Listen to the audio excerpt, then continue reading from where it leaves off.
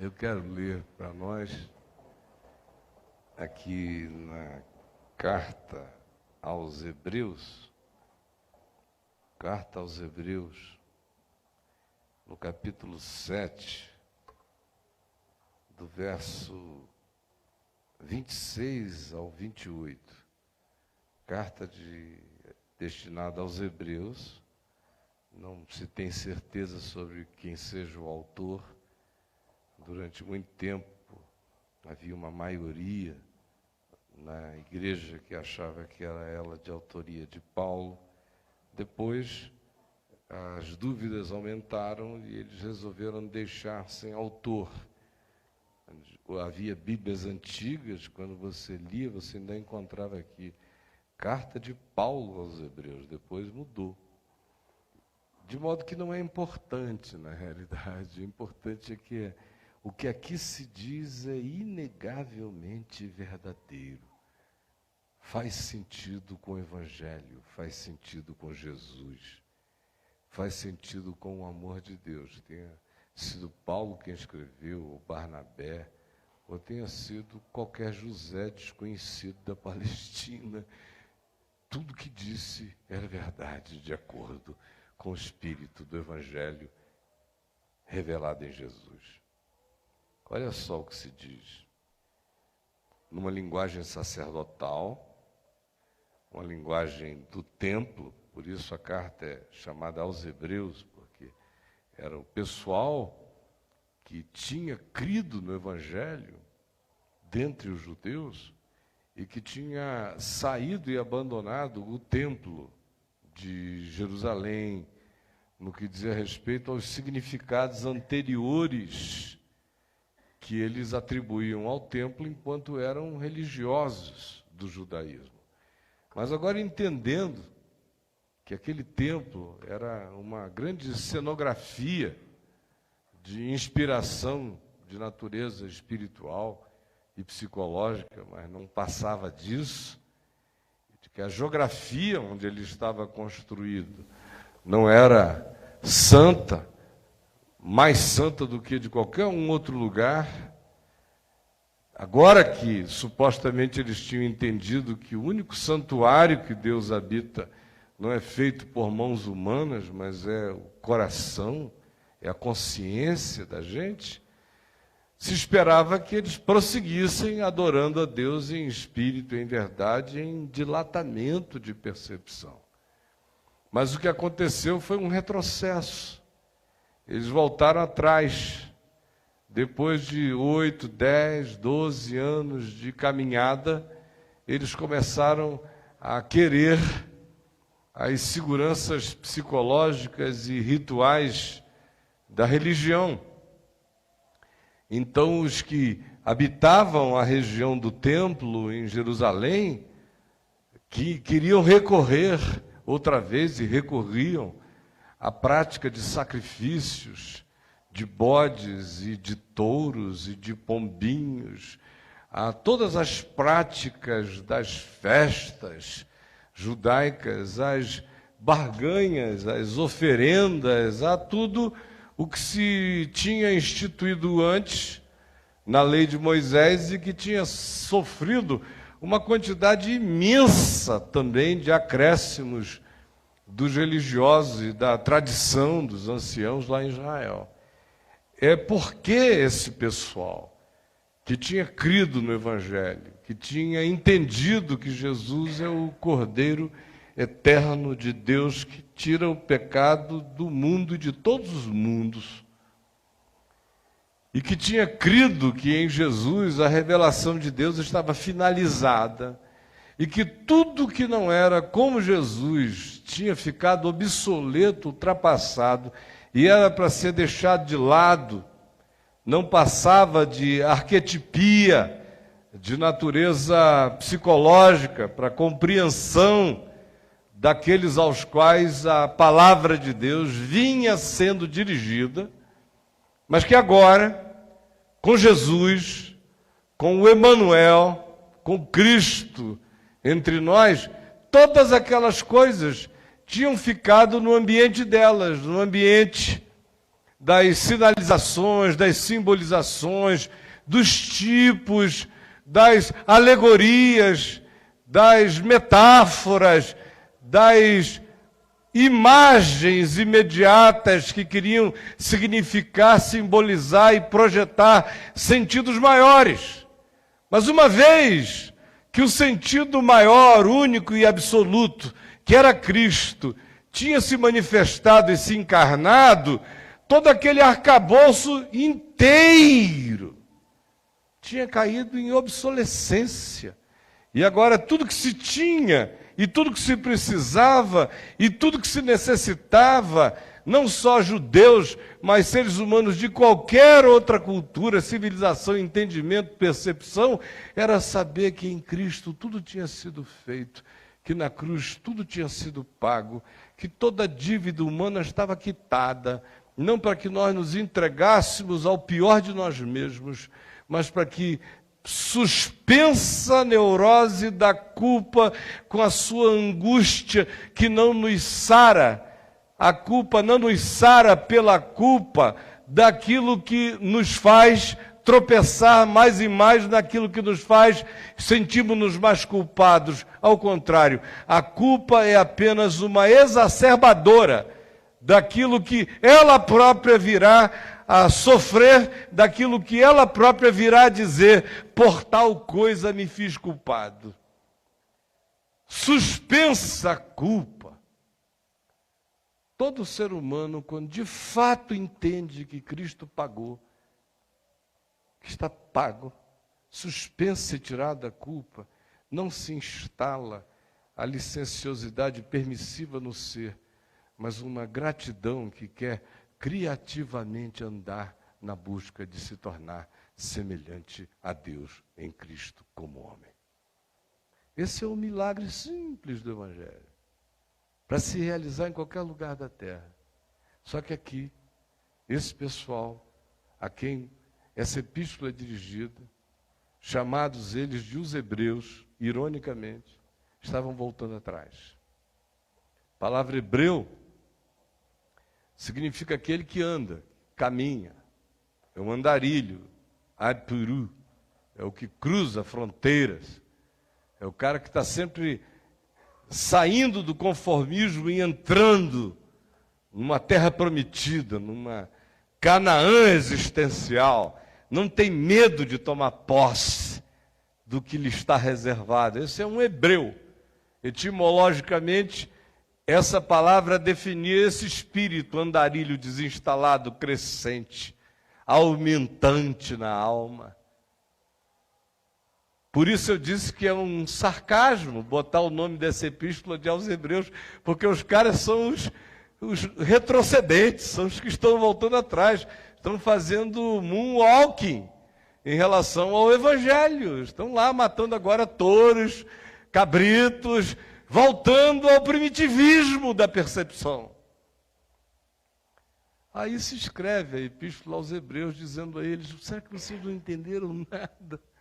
Por favor, vocês não compreenderam que voltar para isso é voltar para o primitivismo, que essas coisas eram blade da nossa infância espiritual, que isso era ioiô, era bolinha perereca para jogar, para a gente se divertir, que isso era vôlei de praia.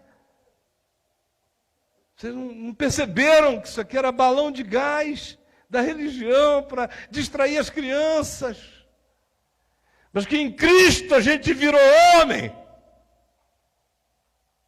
No Filho do Homem, a infância da consciência termina.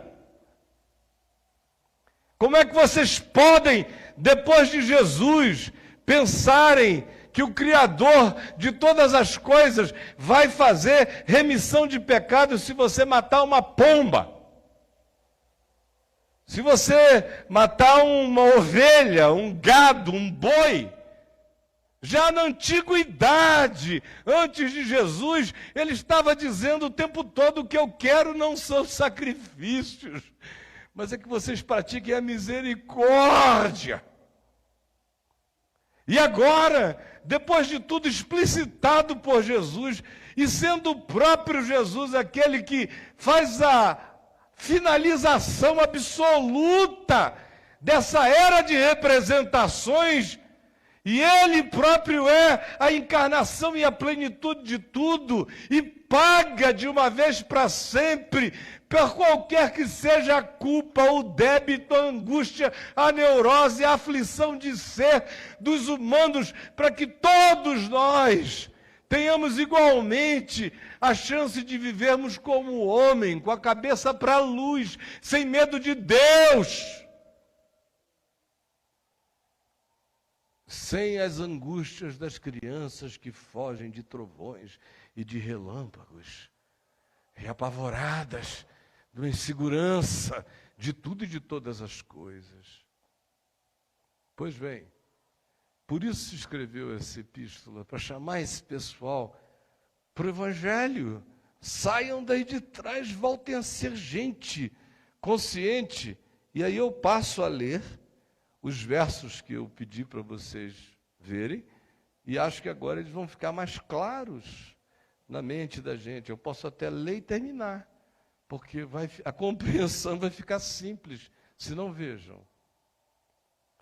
Com efeito, Hebreus 7, 26, com efeito, nos convinha ter um sumo sacerdote, assim como este, Jesus, é dele que se está falando.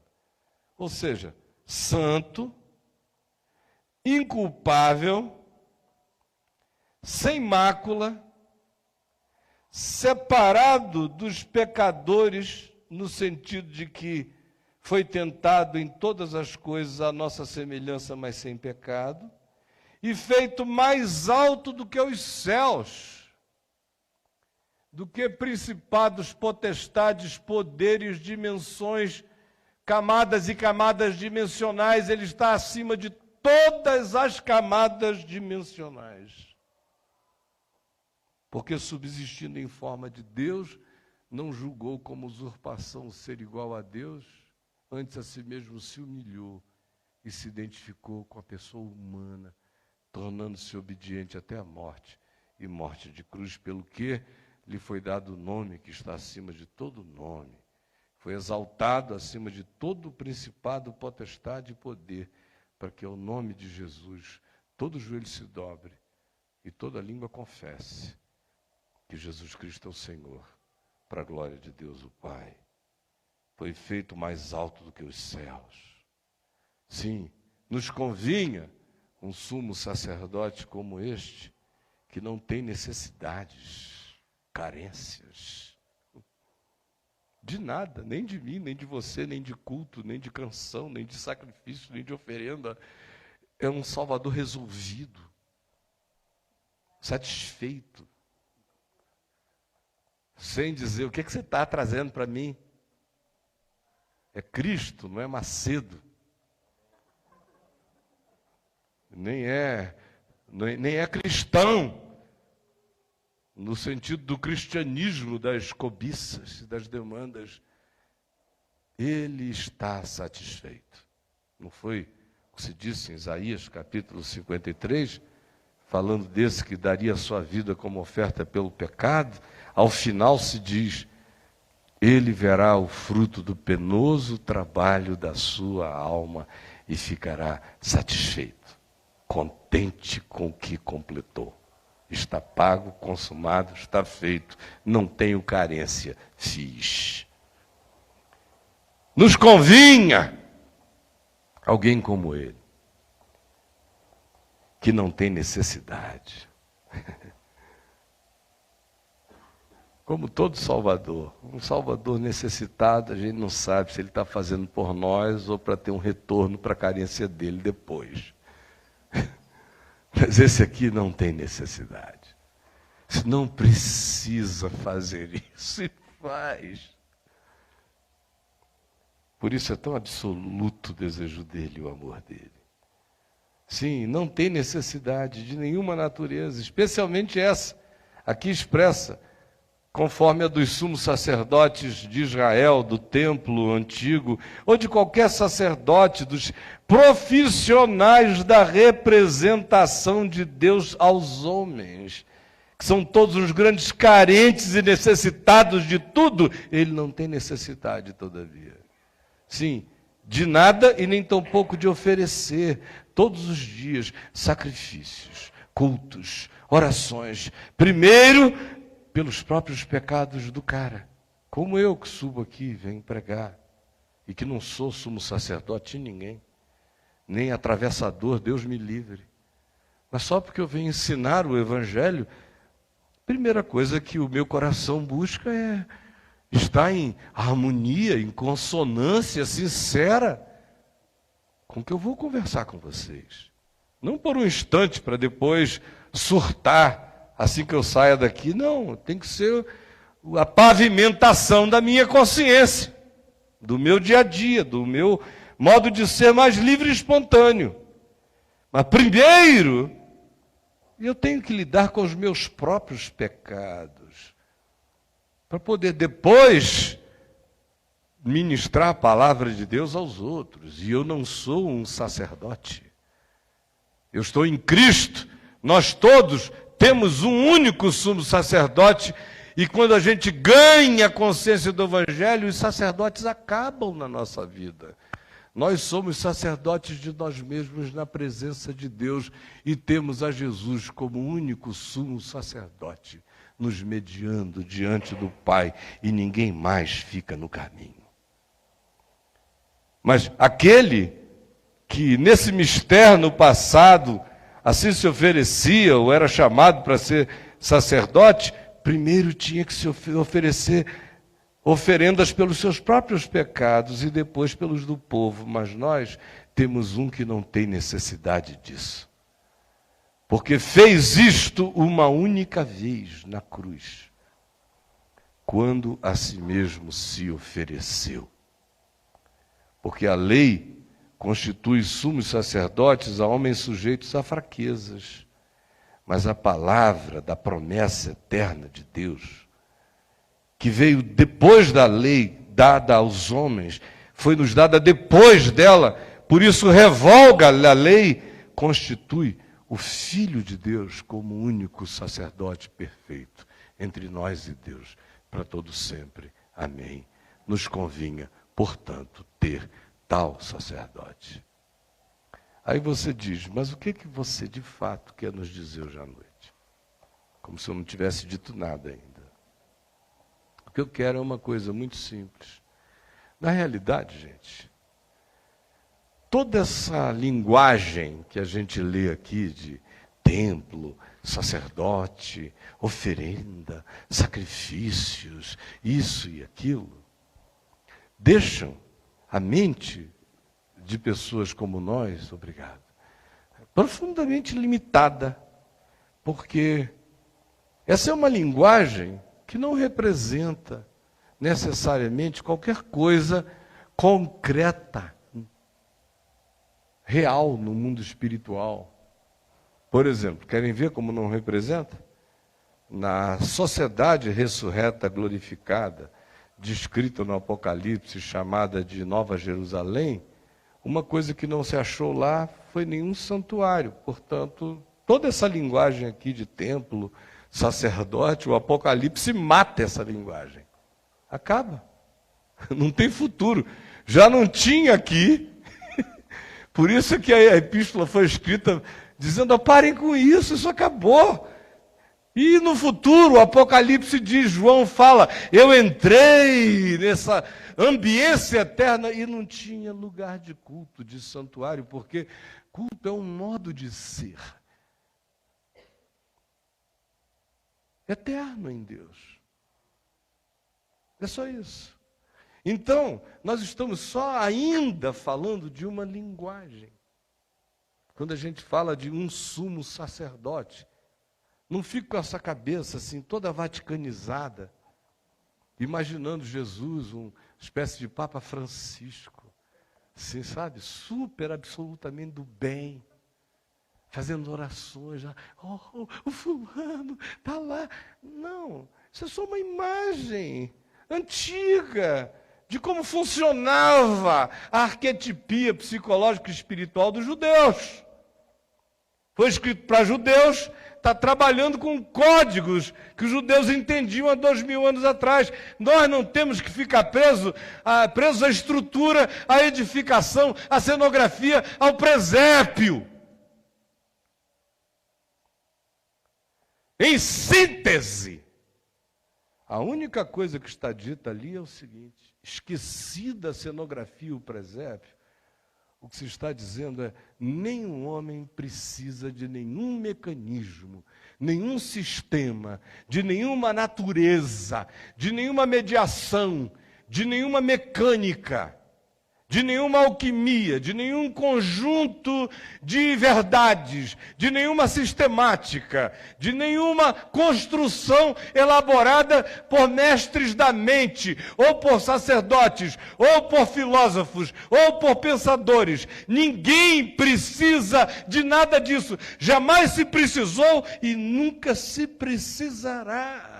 Todas essas coisas, se um dia elas existiram por causa da infantilidade, da imaturidade, da primitividade, da necessidade evolutiva de percepção da história. Mas a cada nova idade ou geração, à semelhança da nossa vida, se esperava que etapas fossem deixadas de lado, porque agora em Cristo, o que está revelado para todo homem é que não se adora a Deus em nenhum monte especial, em nenhuma localização definida. Não existe nada sagrado. Tudo é feito santo, se vivido, se pisado, se provado, se experimentado, com a mais inteira verdade de ser, sem auto-engano diante de Deus. Todos se tornaram aceitáveis por causa de Jesus. É isso que está dito. Acaba com necessidade de comprar pedra para fazer prédio, tijolo, cimento. Acaba com todo esse aparato de organização de representantes dos homens diante de Deus. Acaba com essa história do venha para a campanha do milagre. Acaba com o cristianismo. E de quebra com tudo que é religião. De quebra.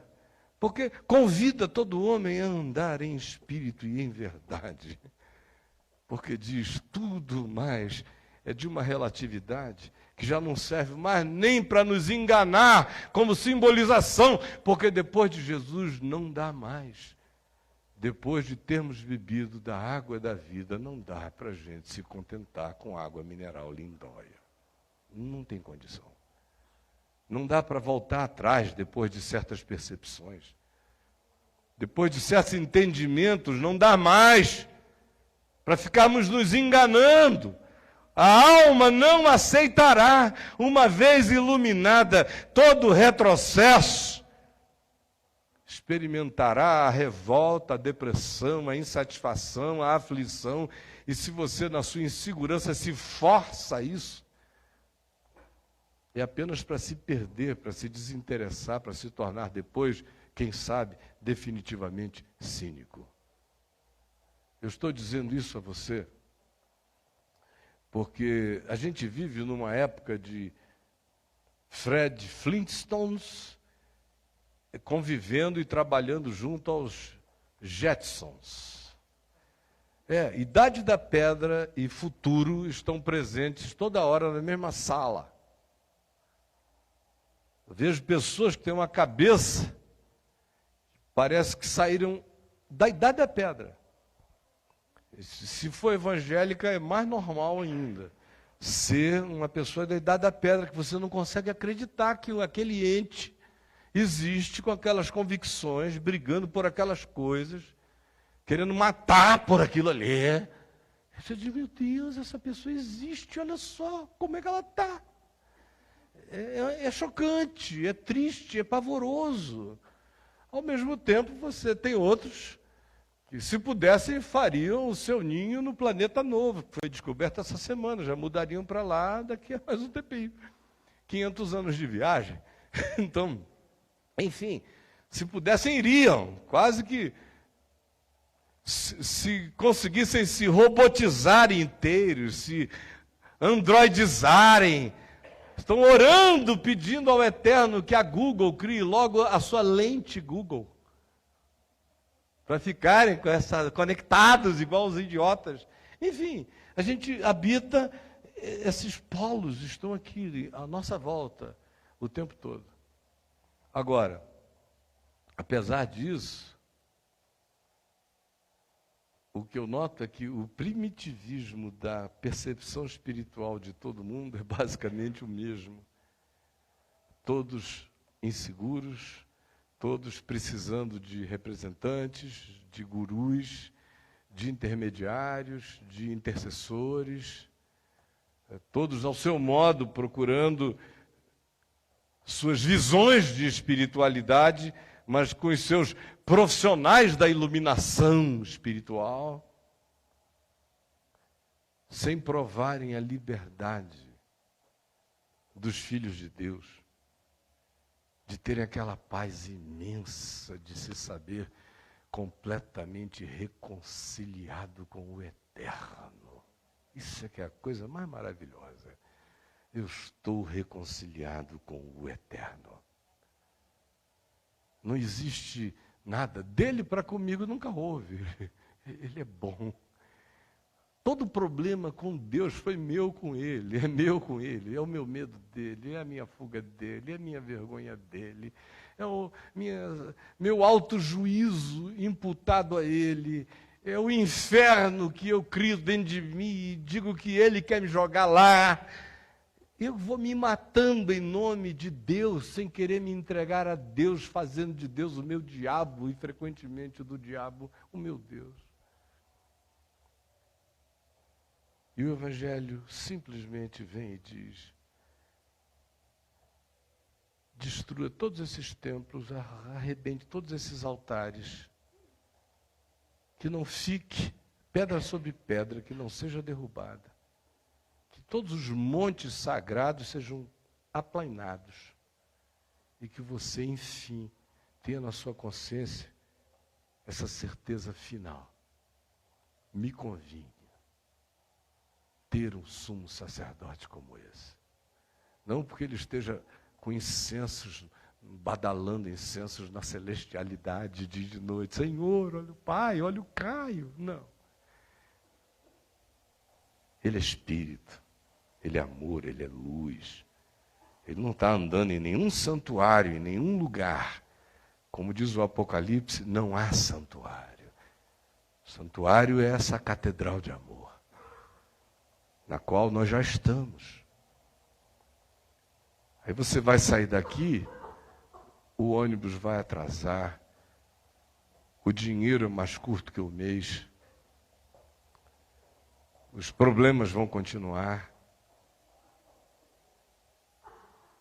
as ameaças de culpa ou os agentes do medo vão insistir contra a sua vida.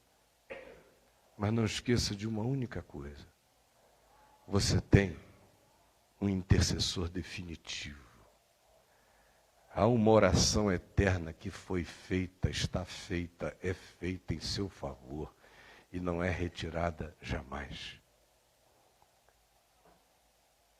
O seu Criador disse: eu o reconecto a mim eternamente.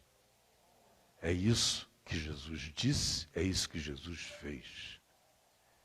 E quem quer que tenha essa fé, não se agarra mais a homens, nem a estruturas, nem a superstições, nem a medos, nem a dependências, nem a profissionais do clamor ou da mediação. Quem quer que tenha ganho essa consciência virou herdeiro de Deus, co-herdeiro de Cristo Jesus. Se assenta em paz no seu próprio lugar e se sabe seguro eternamente em Jesus. Essa é a verdadeira Páscoa.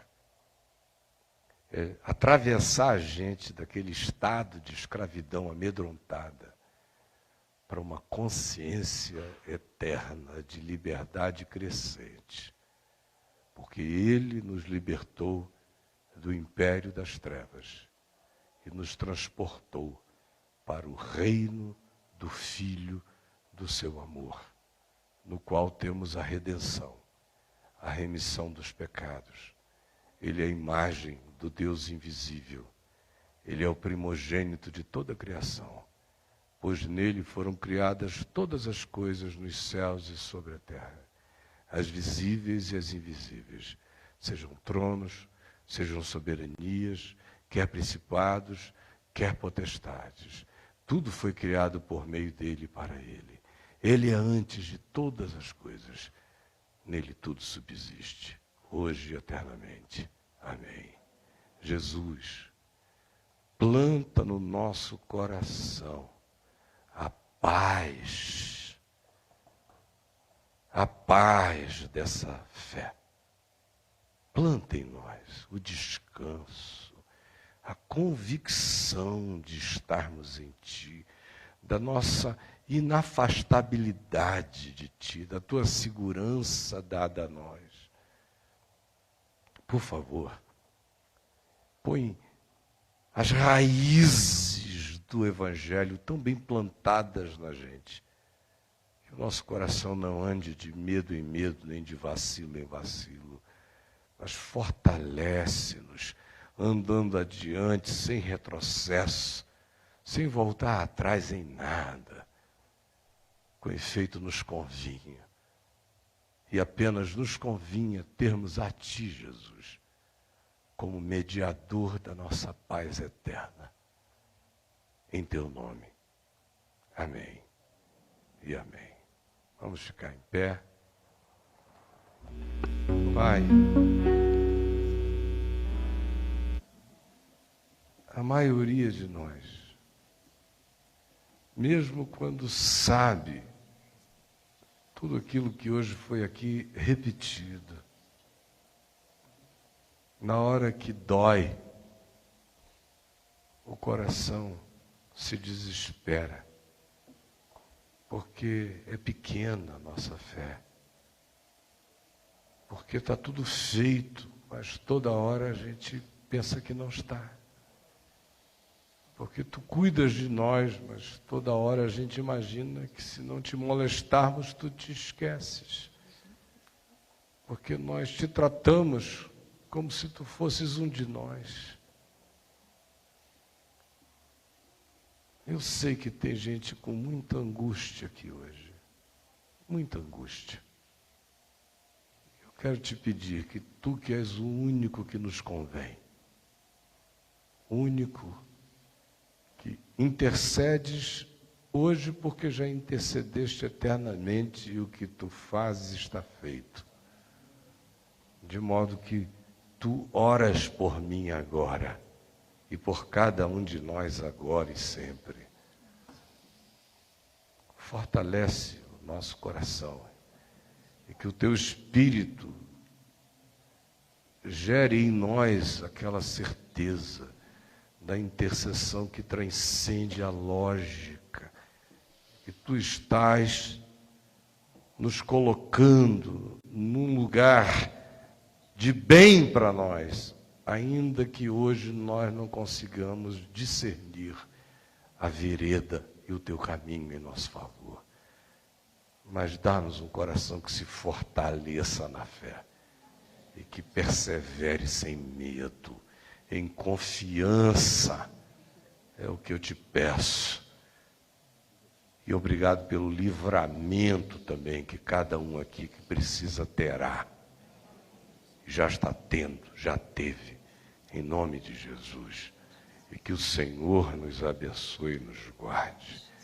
Que o Senhor faça resplandecer o Seu rosto sobre todos nós e tenha misericórdia de nós. Que o Senhor, sobre todos nós, levante Seu rosto e nos encha dia a dia do Espírito Santo, de fé e de alegria. Em nome do Pai, do Filho e do Espírito Santo. Amém.